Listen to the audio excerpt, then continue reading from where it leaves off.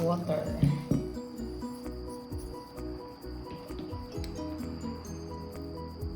Peppercorn.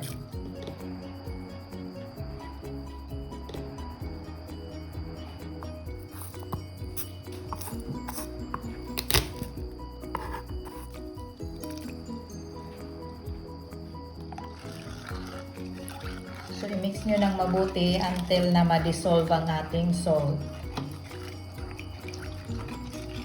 By the way, magluluto tayo ng pork chop. So, i-boil natin to guys ng mga 5 minutes. Ito yung i-marinate natin sa ating pork chop. Okay. So, while nagpapakulo tayo guys, i-prepare natin ang ating pork chop. Tingnan yung pork chop natin.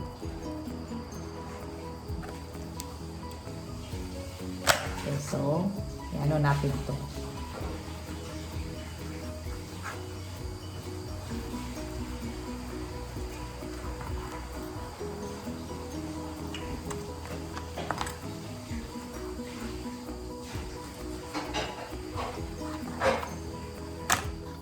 So, tapos na ang ating 5 minutes guys. Ready na ang ating pang-marinate. Cool down muna natin to guys, ang ating mga pang-marinate natin. Kailangan hindi mainit ang i-marinate natin, mga mga malamig-lamigin natin to. So, ilagay natin ang ating yung pinakulo natin kaninang pang-marinate.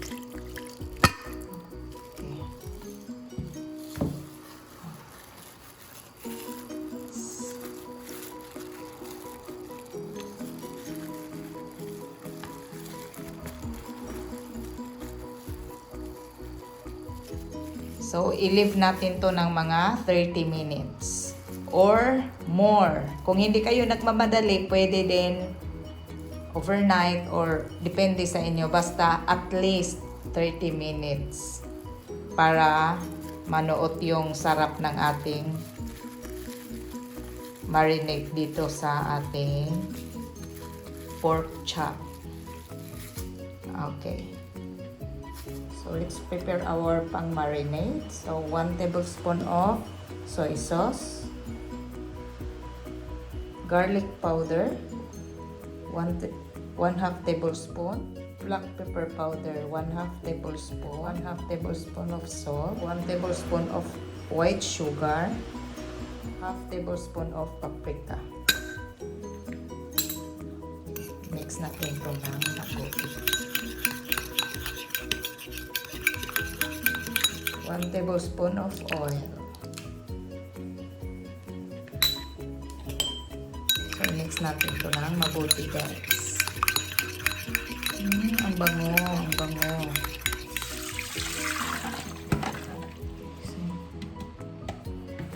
I-drain natin ang ating minarinate na pork chop.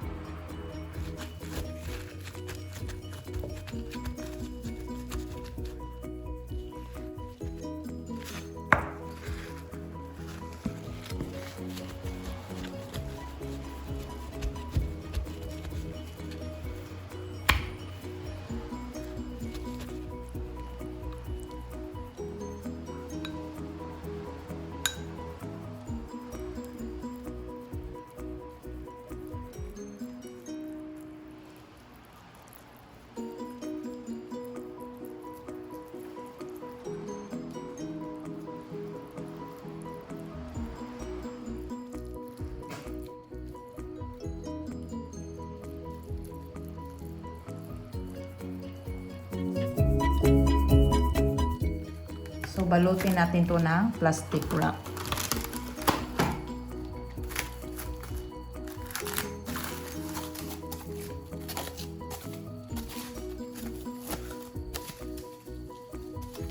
So, ilagay ko to sa ref para mas manuot yung ating marinade. Okay. So, iluto na natin ang ating pork chop. Painit tayo ng pan. Lagyan natin to ng mantika.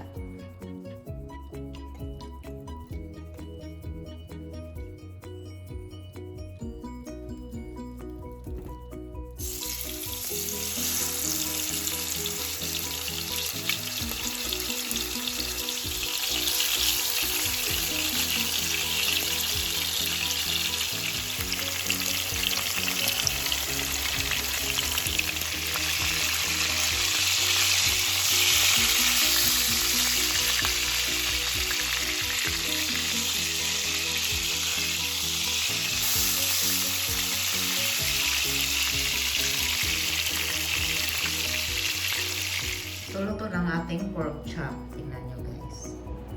Masarap to. Super, lambot ang ating pork chop.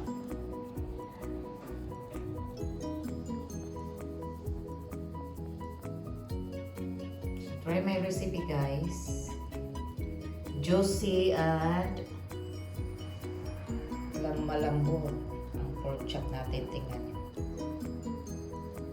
Perfect kapares ng ating sausawan. Okay, yummy pork. So, tapos na tayo guys sa ating recipe na pork chop. Juicy na pork chop. Super juicy at lambot na pork chop. Very easy lang guys. Kasi walang maraming ingredients. Wala tayong maraming ihalo.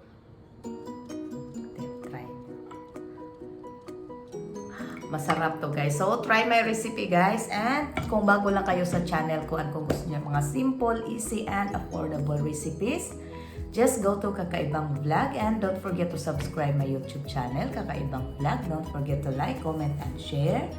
And please hit the notification bell para updated kayo sa ating next na video. So, sa mga subscribers, thank you so much for subscribing. And sa hindi pa nakapag-subscribe, please don't forget to subscribe. So, I hope na-enjoy nyo yung ating recipe for today.